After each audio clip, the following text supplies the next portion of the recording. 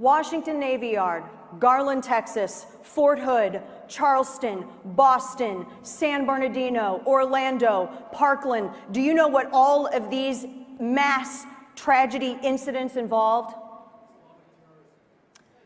FBI dropped the ball.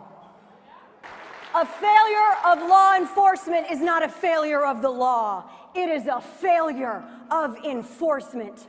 You know, I was sitting on that stage with the Broward County Sheriff, and the toughest question I was asking this man, how did you fail 39 times? They had a law enforcement go to this murderer's house 39 times. He was caught taking bullets and knives in a backpack to his school. He had threatened repeatedly to shoot up his school. He was out there in plain sight using his name on social media accounts, sending messages to students that violated a Florida state statute that meant that that sheriff could have gone to his house that night and it had him involuntarily committed. Why didn't he?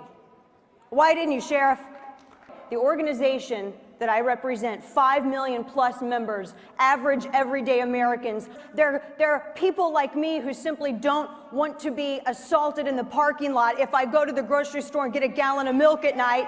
They are people like us, and we will not be gaslighted into thinking that we are responsible for a tragedy that we had nothing to do with. It is not our job to follow up on red flags. It is not our job to make sure that states are reporting to the background check system.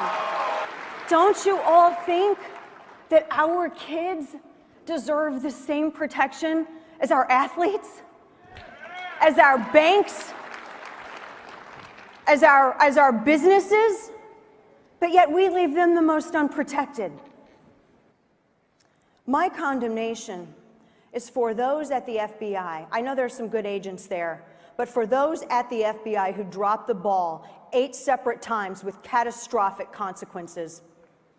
You know, James Comey, when he wasn't busy taking directions from Loretta Lynch as to what to call Hillary Clinton's investigation or writing his self-aggrandizing memoirs, you know, he said they made a mistake. Maybe if you politicized your agency less and did your job more, we wouldn't have these problems.